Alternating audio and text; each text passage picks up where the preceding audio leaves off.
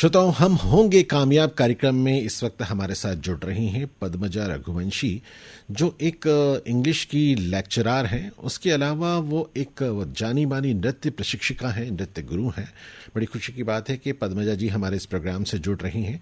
आइए उनका स्वागत करते हैं और उनसे, चूंकि इतनी सारी चीज़ों के साथ तो वो जुड़ी रही हैं, लेकिन अपनी मालवी लोक परंपरा और इसमें भी उनका काफ़ी दखल है, इसके लिए भी उन्होंने काफ़ी काम किया है। तो आइए उनसे बातचीत करते हैं। पद्मजा रघुवंशी जी, आपका कार्यक्रम में स्वागत है। बहुत बहुत धन्यवाद संजीव जी। आपका ये लंबे समय से प्रोग्राम में देख रही हूँ, जो निरंतर चल रहा है और बहुत सारे श्रोता दर्शक भी इस कार्यक्रम से जुड़े हुए हैं, ये भी मुझे लगातार पता चल रहा है। तो बधाई आपको भी।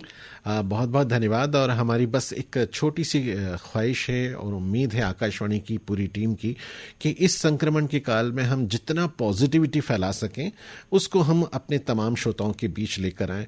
और उसी की अपेक्षा आपसे भी रखते हैं कि आप भी कुछ ऐसे पॉजिटिव के बोल हमारे श्रोताओं को दें, ताकि इस संक्रमण काल में हम सबका हौसला जो है वो बढ़े और हम एक दूसरे के साथ सुख दुख में खड़े रहें। पद्मजा जी, एक बार फिर आपका कार्यक्रम में बहुत बहुत स्वागत है।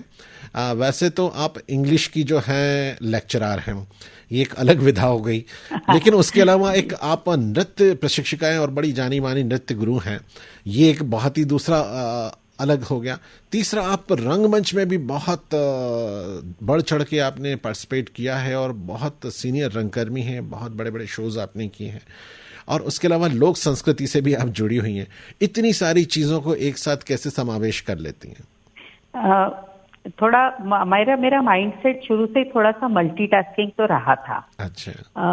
जब पढ़ाई का दौर चल रहा था, उस समय पढ़ाई अपनी जगह कंपलसरीली जो होती है वो तो हो ही रही थी। इसके अलावा ऐसा होता है कि कोई एक विधा भी सीखना चाहिए जी। तो मैं शास्त्रीय कथक नृत्य सीखने लगी, जिसमें मुझे बाद में राष्ट्रीय स्तर की छात्रवृत्ति भी मिली उच्च प्रशिक्षण के लिए। इसी बीच में उज्जैन में शिप्रा संस्कृति संस्थान, अभिनव रंगमंडल जैसे अच्छे कुछ ग्रुप्स और भी थे। वो सब मिलकर थिएटर किया करते थे, एक्टिंग किया करते थे। वो मेरे साथ बहुत ही अच्छे उम्दा आर्टिस्ट भी हुआ करते थे उस समय के। तो एक्टिंग का शौक भी पूरा उसी तरीके से हुआ और थोड़ा सीरियसली भी उसको बाद में किया मैंने। जी जी। पढ़ाई पूरी हुई तो जॉब लग गई, जॉब लगी, लेक्चरर हो गए। अब पढ़ाने की विद्या आ गई सामने, अब उस विधा को इम्प्रूव करने लग गए। इसी बीच में मेरी बिटिया छोटी सी 3 साल की हुई, तो मुझे ऐसा लगा जो नृत्य मुझे थोड़ा सा आता है उसे मैं इसे सिखाना शुरू करूं। तकदीर से ऐसा हुआ कि उसने बहुत ही प्रतिभा दिखाई, उसका फिर मैंने नाम भी प्रतिभा रखा। अच्छा, और इस तरह से कथक की सेकेंड इनिंग कह सकते हैं, यात्रा फिर से आरंभ हुई। सोचा कि अब इसको सिखाने रहे हैं तो कुछ और बच्चों को भी सिखाते हैं। ऐसा सिखाते सिखाते सिखाते ये कारवां बहुत बढ़िया और काफी बड़ा हो चुका है। अब तो बहुत सारे बच्चे मेरे अंतर्राष्ट्रीय स्तर पर भी काम कर रहे हैं, सीख के और सीख रहे हैं। निरंतर यात्रा है उनकी। मेरी बिटिया भी इंजीनियर होने के बावजूद उसने भी परंपरा परिवार की निभाते हुए एमए इन डांस, अलंकार इन डांस किया और वो भी अब कथक नृत्य कर रही है। इस तरह से बड़ी बात है कि इंजीनियरिंग छोड़कर कथक के लिए समर्पित होना। हाँ, उन्होंने कथक तो पहले से ही करना था, ये उसका तय बात थी। लेकिन ये हुआ कि एजुकेशन भी पूरी होना चाहिए, ये मेरा कंडीशन था। मैंने हर बच्चे को पूरी पढ़ाई जरूर करना चाहिए, उसका शौक अपनी जगह है, लेकिन अपना एजुकेशन पूरा होना चाहिए। मस्तिष्क का प्रॉपर विकास होने के लिए एजुकेशन और एक डिसिप्लिन, अनुशासन की आवश्यकता तो होती है। और स्वयं हम शिक्षिका हैं तो हमारे बच्चे अच्छा पढ़ें और अच्छा काम करें, ये पहली उदाहरण हमें रखना ही था। तो इस तरह से दोनों चीजें उसने साथ साथ की हैं और फाइनली अपना जो पैशन है डांस का उसको कैरी कर रही है, उसको चला रही है। पद्मजा जी, आप एक बहुत अच्छी मंच संचालक भी हैं, आप एंकरिंग भी काफी करती हैं। इतनी सारी चीजों में अगर मैं कहूँ कि नृत्य और थिएटर दोनों आमने सामने हो तो आप पहले किसे पसंद करेंगे, नृत्य को या थिएटर को? हाँ, मतलब आप तो वो सवाल कर रहे हैं कि आप दोनों आंखों में से कौन सी आंख को चुनेंगी? बहुत ही कठिन सवाल है, लेकिन फिर भी आज की परिस्थिति में नृत्य मेरे सामने है, क्योंकि एक संस्था के रूप में मैंने उसे ग्रो किया है। तो उस संस्था को देखना अब मेरी ड्यूटी में शामिल हो गया, इसलिए अब मेरे को ये मुझे देखना ही पड़ेगा कि मुझे डांस को प्रेफरेंस देना है। बस इसका एक जवाब ये भी हो सकता है कि मैं जो अपना ड्रामा है, जो मेरा रंगकर्म है, उसमें नृत्य के साथ कर लूं। हाँ, अभी आपको संजीव जी, आपको मैं बताना चाहती हूँ कि बहुत सारे थिएटर प्लेज जो उज्जैन में लगातार हो रहे हैं, चाहे समारोह में हो रहे हों या अन्य किसी स्थानों पर हो रहे हों, महानाट्य भी उज्जैन में जो हुए हैं, उन सब में नृत्य निर्देशन का और मेरी डांस क्लास की बच्चियों को लेकर नृत्य प्रस्तुतियों का मौका मिला। इस तरह थिएटर से वेल कनेक्टेड हूँ मैं भी, बराबरी से चल रहा है काम। कोरियोग्राफी करते हुए क्या दिमाग में चलता है कि किस तरह से आप डांस की कंपोजिशंस को जमाती हैं? क्या दिमाग में चलता है कि कोरियोग्राफी करते वक्त हमें किन चीजों का ध्यान रखना चाहिए ताकि पब्लिक को बहुत अच्छा लगे, पसंद आए? बिल्कुल, कोरियोग्राफी की एक विशेषता, जब कोरियोग्राफी हम कर रहे होते हैं तो हम, अगर ड्रामा में कोरियोग्राफी चल रही है, किसी डांस का एक सीक्वेंस आ रहा है, तो वो थीम के बाहर तो नहीं जाना चाहिए, ये तो ध्यान रखना पड़ता है। जो गति है, जो ड्रामा जिस तरीके से चल रहा है, जो उसकी स्टोरी है, उसके बाहर नहीं जाना चाहिए, ये तो उसमें ध्यान रखना पड़ता है। और नॉर्मली जब हम किसी भी नृत्य की कोरियोग्राफी करते हैं तो हमें 2-3 चीजें बहुत देखना पड़ती हैं। एक तो सबसे पहले ये देखना पड़ता है कि जो बच्चा कर रहा है उसकी कैपेसिटी क्या है, वो कितना तरीके से कर सकता है, कितना वजन उठा सकता है, उसको कंफर्टेबल लगना चाहिए डांस करते समय। उसको बहुत कठिन स्टेप्स दे दी तो वो अपना स्वाभाविकता खो देगा उसमें, और अगर बहुत ही सरल दे दी तो उसको गंभीरता खत्म हो जाएगी। तो वो एक बैलेंस बनाना पड़ता है। दूसरा, शब्द और भाव, इनका भी तालमेल करना पड़ता है। अगर भाव व्यक्त नहीं कर पाए तो फिर वो आर्टिस्ट ही नहीं है, इसलिए भाव की प्रधानता भी उतनी आवश्यक होती है। क्योंकि कथक नृत्य दोनों तरीके का है, भाव पक्ष भी है उसमें और नृत्य पक्ष भी है, अर्थात टेक्निकलिटी भी बहुत अच्छी है। तो हमें दोनों में संतुलन भी बनाना पड़ेगा कि जब कोई नृत्यांगना मंच पर है तो वो संतुलित तरीके से अपना नृत्य पक्ष भी दिखाए और भाव पक्ष भी दिखाए जी। तो ये भी ध्यान रखना पड़ता है। पद्मजा जी, अगर आपके सामने कोई ऐसा टास्क आ जाए कि कोई ऐसा व्यक्ति आपसे नृत्य सीखने के लिए आ जाए जो ताल में ना हो, जो सम पे आता ही नहीं हो, तो फिर आप उससे कैसे ट्रेंड करेंगे? वो ये आपने उलझा दिया है, बहुत कठिन। आप लाख कोशिश कर लें और वो सम पर आए ही नहीं, आपने ताली बजाई और वो सम से आउट चले। जैसे कुछ ऐसे म्यूजिक भी हैं कि अगर आप देखें जो ऑफ बीट म्यूजिक हैं लेकिन बहुत पॉपुलर हुए, तो क्या ऐसे बेतालों के लिए भी नृत्य में कोई जगह है? हाँ, बहुत जगह हैं। कथक नृत्य में तो बैठे का भाव करने की भी परंपरा है। अच्छा। हाँ, तो उसमें सिर्फ बैठकर भी भाव किया जाता है। तो फाइनली मतलब एट द एंड ये भी किया जा सकता है। लेकिन मैं आपको एक बात बता दूं कि रेयर केस में ऐसा होता है कि व्यक्ति बेताला है, क्योंकि ताल का संबंध हमारे धड़कन से है, दिल की धड़कन। अच्छा।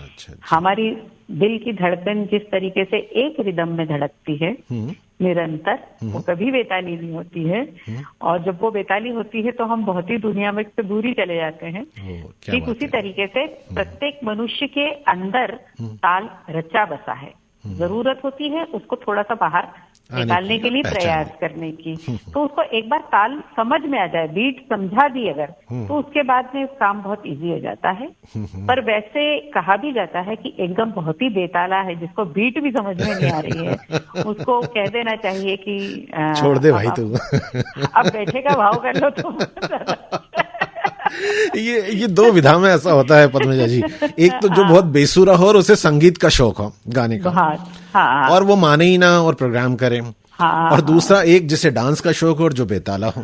हाँ, पर हम हिम्मत नहीं हारते। हम ऐसा जरूर उसके साथ में रखते हैं, धीरे धीरे किसी भी तरीके से ताल में लाना, ये प्रयास जारी रखते हैं। एक न एक दिन आ ही जाते हैं, थोड़ा रिदम समझाते जाइए। ऐसे ही सुर में भी होता है, रियाज तो सब कुछ होती है, फाइनली तो व्यक्ति आ ही जाता है, ऐसा मेरा मानना है। यही पॉजिटिविटी, यही सकारात्मकता है। जी। अच्छा पद्मजा जी, ये बताएं कि जो हमारी मालवी लोक परंपरा है, इसमें भी आपने काफी काम किया है और इसमें भी आप रची बसी हैं मालवी लोक परंपराओं के साथ, आपने काफी काम भी किया है, आपके कई शोज भी हुए हैं। जो हम मालवी लोक परंपरा को आज के परिवेश में लेते हैं तो किस तरह से वो आज भागती दौड़ती जिंदगी में, इस आधुनिक जिंदगी में हमारे सामने होती है और हम उसको किस रूप में लेते हैं, और क्या इसे संरक्षित करना जरूरी नहीं है? बिल्कुल, बहुत ही अच्छा सवाल किया है। हम मालवा क्षेत्र में रहते हैं और मालवा की बहुत सारी परंपराओं को हम हमारे सामने होते हुए, पालन करते हुए देखते हैं। जी। मालवा के बारे में जो कहा जाता है, ये वाला जो क्षेत्र है उसमें थोड़ी थोड़ी दूरी पर ही भाषा, बोली, वेशभूषा बदल भी जाती है, ऐसा भी होता है। लेकिन जो परंपराएं हैं वो बहुत समृद्ध हैं। जी। आपको ये जानकर बहुत ही खुशी होगी कि मालवा की जितनी लोक परंपराएं हैं वो सब प्रकृति से बहुत अच्छी जुड़ी हुई हैं और कहीं ना कहीं प्रकृति के संरक्षण का भी संदेश साथ साथ देती जाती हैं। जी। अगर हम हमारी विवाह परंपराओं की ओर चले और सोचें कि विवाह परंपराओं में क्या होता है, तो जैसे मंडप है तो उसके लिए मिट्टी लाना है, मिट्टी को पूजना है पहले, उसका इम्पोर्टेंस, उसका महत्व है ना। और वृक्षों से भी निवेदन करके पत्ते लाने हैं, कभी बांस लाना है, वो सब उनसे निवेदन करके उनके बारे में उनके गीत गा कर उनको मनाया जाता, फिर लाया जाता है। बहुत ही सुंदर माहौल होता है। सारी महिलाएं मिलकर स्वरचित गाती हैं और बड़ी मीठी मीठी मालवी बोली में उनके गीत होते हैं, छोटे छोटे। और वो जब गीत गाती हैं समूह में तो एक अलग ही दृश्य बनता है, एक अलग ही बहुत ही श्रवणीय होते हैं। इसके अलावा फिर परंपराएं हैं, विवाह की जो परंपराएं होती हैं उनमें भी वैसा ही सब कुछ माहौल होता है। गणपति को मनाना है, उनको जल्दी जल्दी बुलाना है क्योंकि उनके आने से ही सब कुछ निर्विघ्न होने वाला है। सारे वो लोकगीत याद आ गया मुझे, तम तो बेगा बेगा आओ जी गणेश, तम बिना घड़ी कहीं न सरे। बिल्कुल सही। बहुत सारे गणपति के गीत रचे हैं, उनको मनाकर लाते हैं, उनको कहते हैं कि वो प्रथम पूज्य भी हैं और निर्विघ्न संपन्न भी कराते हैं सभी कार्यों को, तो उनको मनाना है। फिर हल्दी है, मेहंदी है, ऐसे सभी परंपराएं जो हैं बहुत ही सामूहिकता के साथ में निर्वाह किया जाता है जी। उनका। पद्मजा जी, आपने हल्दी का जिक्र किया, एक गाना और याद आता है, लोकगीत जो बहुत ही प्रसिद्ध है और आपने भी सुना होगा, खड़बल खड़बल नदी बहे, गोरो लाड़ो नावण बैठ्यो आज। बिल्कुल ऐसे प्यारे प्यारे गीत। कुछ आगे वो बोलती है कि पास में बैठी बेणिया बाई, वो उसको चिढ़ाती है और इस तरह से चिढ़ा रहे, छेड़छाड़ एक दूसरे की हम जिसे साधारण भाषा में बोलते हैं मजे लेना। हाँ जी। और उसमें व्यंग को स्पोर्टिंगली लेना, हंसते खेलते लेना, ये सब चलता रहता है शादी में। एक और गीत मैं जरूर यहाँ पे शेयर करना चाहूंगा। आपने बहुत अच्छा विवाह की परंपरा की जो बात की है, और उसमें देखिए जो हमारे यहाँ आजकल डीजे वगैरह बजता है और ढोल वोल बजता है, तो उसमें वो था, बागा में बाजे जंगी ढोल, शेरा में बाजी शरणाई। अरे वाह, तुमको तो बहुत सारे याद हैं, क्या बात है। बिल्कुल ऐसे कई गीत हैं हर इवेंट के। हमारे अब आजकल इवेंट वर्ल्ड है ना, तो प्रत्येक इवेंट के बहुत सारे गीत, क्योंकि वहाँ पे रचनाकार स्वतः स्फूर्त होते हैं ना, वहीं के वहीं महिलाएं बैठकर गीत बनाती हैं, ताने भी देती, उलाहने भी देती हैं, एक दूसरे का सम्मान भी करती, प्यार भी जताती हैं, महत्व भी जताती हैं। तो इस तरीके से चलता रहता है। तो ये बहुत ही मनोरंजक भी होती हैं शादियां, बिल्कुल, और बहुत ही मजा आता है उसमें। 9 दिन 14 दिन की शादियां मालवा की होती है, और शुरू से लेके आखिरी तक जो है लोकगीत उसके हर विधा के, चाहे मिट्टी लेने जा रहे हैं तो उसके लोकगीत, गणेश जी बैठा रहे हैं तो लोकगीत, तो फेरे भावर पड़ रही हैं, दूल्हा आया है तो घोड़ी पे बैठकर आया तो घोड़ी सेव रहा है, ऐसे हर चीज का, विदाई के गीत हैं। हाँ, विदाई के। अरे वो जो मामेरा होता है उसमें भी जो बहन टीका लगाती है तब भी वहाँ पर जो है गीत होता है, और बड़ा मामेरा भी बड़े खूबसूरत ढंग से होता है, बहुत ही अच्छे पैमाने पर होता है, वो भी बहुत ही सुंदर लगता है।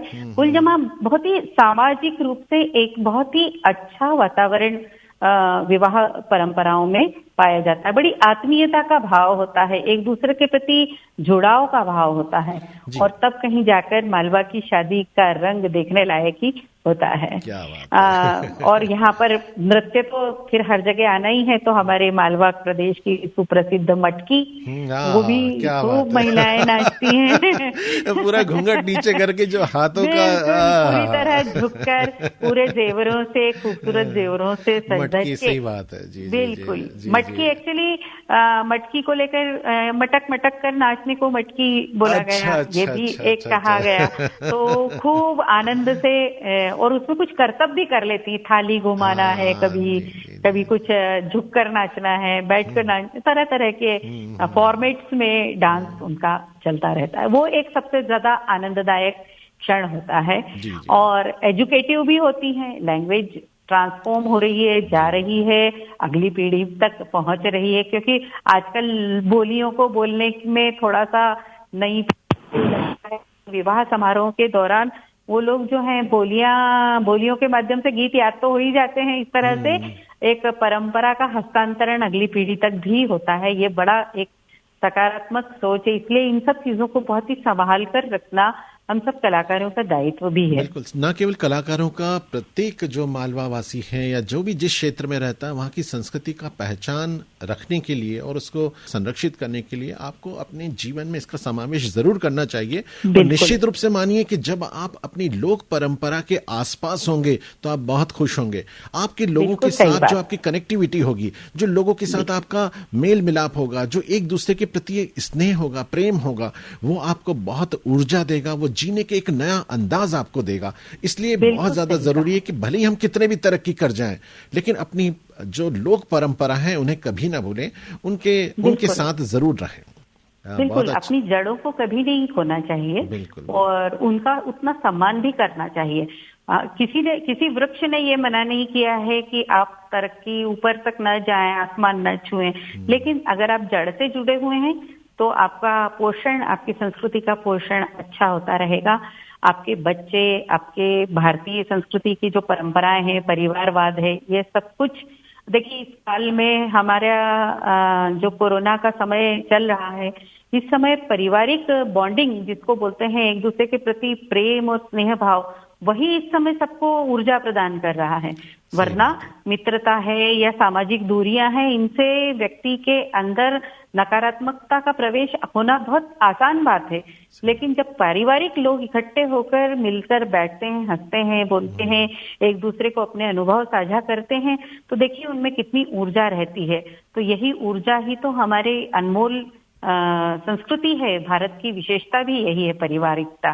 तो परिवार का महत्व ऐसे विवाह समारोह के माध्यम से हमको साफ पता चलता ही है कि हमारे यहाँ पे किस तरीके से पूरे परिवार इकट्ठे होकर कितने आनंद के साथ में सभी परंपराओं का निर्वहन करते हैं। बहुत अच्छी बात कही आपने पद्मजा जी। अभी तो कोविड का समय है, ये संभव नहीं है कि 14 दिन की शादी अभी हम कर सकें या उसका आनंद ले सकें, लेकिन कोविड के बाद जब भी हम लोग सुरक्षित होते हैं और जब बाहर एक दूसरे के संपर्क में आते हैं, अपनी लोक परंपरा के साथ जरूर जुड़िएगा। पद्मजा रघुवंशी जी, आप हमारे साथ जुड़ी, बहुत सारी आपने बातचीत की, बहुत अच्छा लगा। हम चाहेंगे कि कुछ आनंद के पल आकाशवाणी से हम आपको भी दें, और कोई आपकी पसंद का फिल्मी सॉन्ग जो आप सुनना बहुत पसंद करती हैं या जो आपको बहुत पसंद है, वो गीत हमें बताएं। हम रेडियो सेट से वो फरमाइश जरूर पूरा करेंगे। बहुत ही खुशी की बात है। इस समय हमारे यहाँ कहा जाता है कि प्रार्थना में बहुत शक्ति होती है।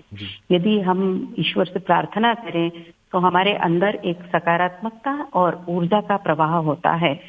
तो इसीलिए एक फिल्म है द बर्निंग ट्रेन, उसका गाना है तेरी है जमी तेरा आसमां।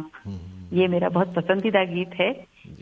यदि हो सके तो आप इसे जरूर सुनवाइएगा। बिल्कुल, ये गीत हम आपको सुनवा रहे हैं। पद्मजा रघुवंशी जी, नृत्य प्रशिक्षिका, नृत्य गुरु, आप हमसे जोड़ी, बहुत सारी बातचीत की, आपका बहुत बहुत धन्यवाद। आपको सुनवा रहे हैं आप ही की पसंद का ये गीत, सुनिए अपने रेडियो सेट पर। जी, बहुत बहुत शुक्रिया, धन्यवाद संजू जी। और इसी तरीके से आप सकारात्मकता का प्रवाह करते रहिए। हमारी शुभकामनाएं आपके साथ और आकाशवाणी के साथ हमेशा हैं।